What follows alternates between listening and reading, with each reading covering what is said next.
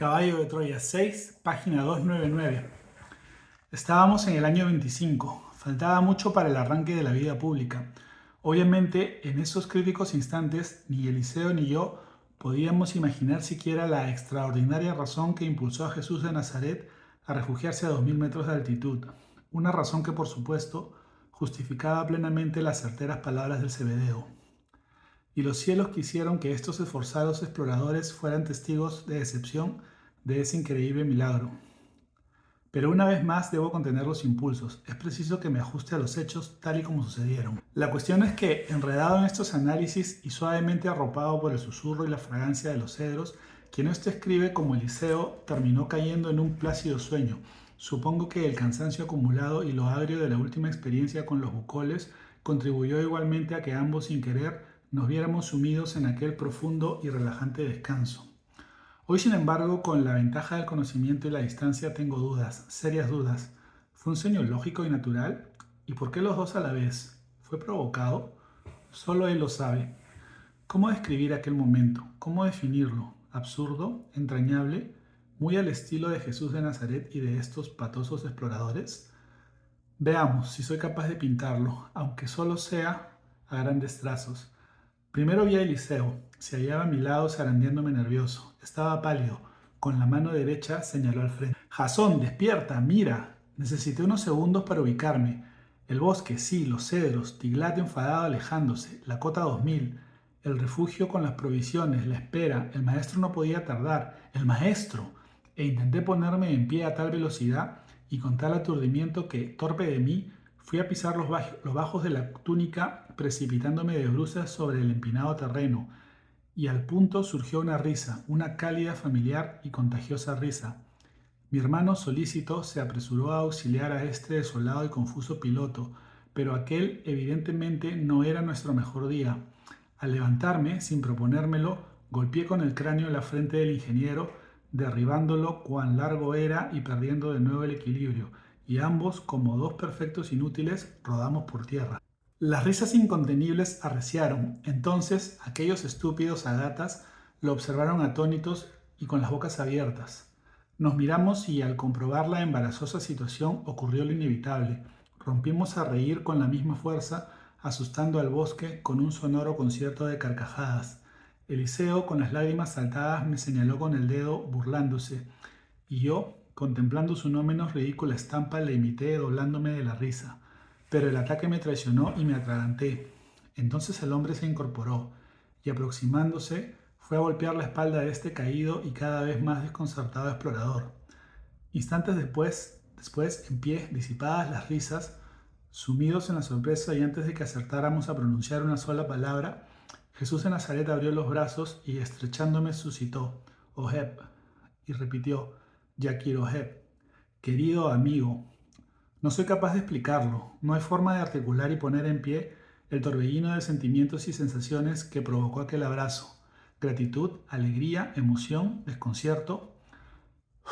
Solo recuerdo que, sin poder contenerme, rompí a llorar y me abracé a él con más fuerza si cabe. Al fin, querido amigo, querido amigo. A continuación, al estrechar a Eliseo entre los musculosos brazos, siguió pronunciando la misma frase, Yakir Oheb, Dios bendito. De un plumazo, de la forma más simple y natural, todos mis temores y recelos se extinguieron. ¿Nos reconoció? ¿Nos reconoció? No, fue mucho más que eso. Pero ¿cómo pudo? ¿Cómo sabía? ¿Cómo era posible? Pobre idiota, nunca aprenderé. Nos contempló unos segundos y, acogiéndonos con una radiante e interminable sonrisa, exclamó, Gracias, gracias por vuestra decisión y sacrificios. Aquella sonrisa era la misma. Sé que estáis aquí por la voluntad de mi Padre. Eliseo y yo, mudos, perplejos, con un nudo en el estómago, flotábamos en una nube. Aquello no era real. ¿Estaba soñando de nuevo? Gracias por nuestra decisión. Pero ¿cómo podía saber? La respuesta aparecería en un momento, y lo haría delicadamente, sin brusquedades, como lo más natural del mundo. Como habrás visto, querido Jasón, el hasta muy pronto se ha cumplido, y guiñando un ojo me electrizó. Claro que recordaba aquellas palabras, pero, Dios santo, las pronunció en la mañana del jueves 18 de mayo del año 30. Fue su despedida en el Monte de los Olivos. Bien, concluyó despabilándonos, prosigamos, hay mucho por hacer. Creo que le seguimos como autómatas. Ni el ingeniero ni quien esto escribe fuimos capaces de pronunciar un sí o un no. Sencillamente parecíamos hipnotizados. Cargamos las provisiones y la tienda y marchamos tras él. Y de pronto, mal que bien, rememoré la reciente cena. Él estaba allí, frente a estos dormidos exploradores. Lo vi plácidamente sentado observándonos. Dios, ¿cuánto tiempo estuvo pendiente de nosotros? A los pocos pasos, mi hermano emparejándose con este explorador, habló al fin y repitió mis propios pensamientos. ¿Cómo es posible? Nos ha reconocido. Entonces, pillándonos de nuevo por sorpresa, el maestro fue a detenerse, giró sobre los talones y esbozando una pícara sonrisa, fijó su irresistible mirada sobre quien esto escribe, pronunciando unas palabras que me remataron. ¿Recuerdas? Y en el aire de los corazones quedó aquel pañuelo blanco flotando como un definitivo adiós. Supongo que palidecí. Era increíble. Esas frases surgidas a raíz de su ascensión habían sido escritas en mi diario poco después del histórico y ya mencionado 18 de mayo del año 30, al retornar al Rabid. Nadie las conocía, pero divertido no concedió cuartel y añadió, pues no, ahí te equivocaste. Los que conocen al Padre nunca se despiden, nunca dicen adiós, solo hasta luego. Nuevo guiño de complicidad. La sonrisa se abrió al máximo y dándonos la espalda continuó ascendiendo por la trocha con aquellas casi olvidadas grandes zancadas. Eliseo, sin comprender el alcance de la pequeña gran revelación, me interrogó impaciente, solicitando una aclaración. No hubo respuesta. Mi mente confusa se hallaba muy lejos. ¿Estaba soñando? No podía ser. Él tampoco conocía esas frases, unas frases escritas en el futuro. Sin embargo, acababa de pronunciarlas. Las conocía. El enigma, lo reconozco, me obsesionó. Después, conforme pasaron los días, en aquel inolvidable campamento creí entender. Era él, sí, un ser humano, pero también un dios. No fue fácil asimilar la idea, nada fácil, y menos para unas mentes racionales y científicas, pero los hechos, día tras día, se impusieron, y decía que era él, en efecto, aparentemente, poco había cambiado en su figura física. Era 5 años más joven, pero la estampa seguía siendo casi la misma. Así lo vimos. Alto, muy alto para la media de los judíos, alrededor de 1,81 m, todo un atleta, hombros anchos, poderosos, tórax olímpico, musculatura elástica, envidiable, ni un gramo de grasa, piernas fibrosas, duras como piedras, manos estilizadas, velludas, pausadas, asomadas al trabajo, uñas sanas, siempre cortas y limpias. El rostro, alto y bien proporcionado, fue quizás lo que más me sorprendió. Aparecía intensamente bronceado y más dulce y risueño que el del otro ahora. No creo equivocarme si afirmo que, en ese tiempo, aquel Jesús era más extravertido y confiado. No era de extrañar, se hallaba en los comienzos. La barba partida en dos se presentaba ahora más crecida, aunque igualmente cuidada. El cabello, lacio, color caramelo, menos encanecido, fue otra novedad en esos momentos, mucho más largo, lo recogía con una cola, mentón valiente. La nariz prominente, típicamente judía, era el único rasgo ligeramente en discordia. Labios finos, el superior apuntando levemente bajo el bigote. Dentadura impecable, blanca y alineada, reforzando aquella peculiar y abrasadora sonrisa.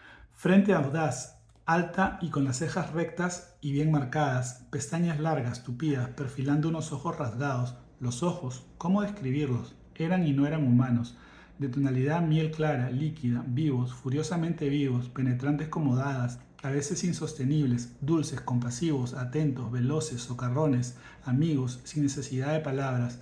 Los ojos de un hombre, Dios.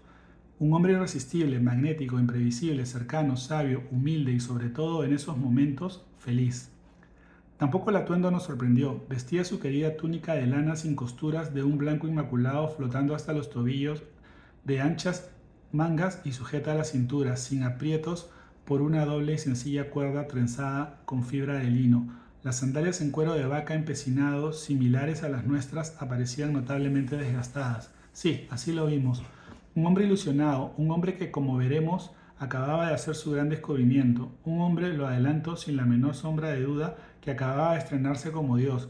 Y ese hallazgo, esa seguridad durante un tiempo lo catapultó hasta las estrellas, hasta su Padre Celestial, y todo cuanto lo rodeó quedó contagiado, incluyendo a estos exploradores. Jamás vivimos una experiencia tan gratificante como aquella, al pie de las nieves perpetuas de Dermont. Lástima que los evangelistas no hicieran mención de unos sucesos tan memorables. Pero debo serenarme, me estoy precipitando, una vez más, todo en su momento, todo paso a paso.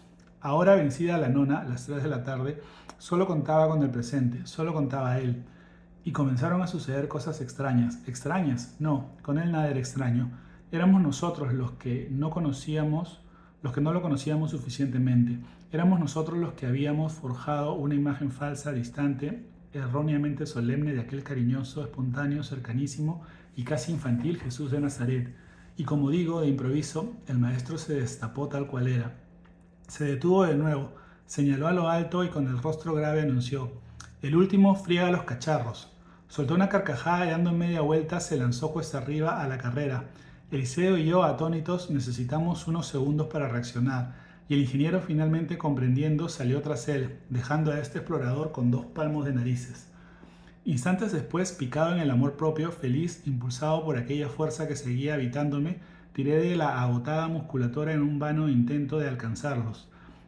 Este era el maestro, el auténtico hijo del hombre. Minutos más tarde, jadeando casi a rastras, fui a parar a un gran claro. Allí, cómodamente sentados, muertos de risa, aguardaban aquellos locos. Aparecían como nuevos, sin el menor signo de agotamiento. Los miré desconcertado y rendido y me dejé caer, tratando de llenar los pulmones y de recomponer la catastrófica lámina. Te ha tocado, se burló mi hermano. Servicio de cocina, los quiero impecables. Me resigné. Jesús entonces, tomando mi petate y las provisiones que me habían tocado en suerte, cargó con todo, haciendo causa común con el ingeniero. Impecables. Y se dirigió a la muralla de cedros que se levantaba frente a nosotros a escasos 50 metros. En realidad se trataba de una menguada arboleda formada por 3 o 4 filas de eres. Y al otro lado una nueva sorpresa, el Madané, el campamento.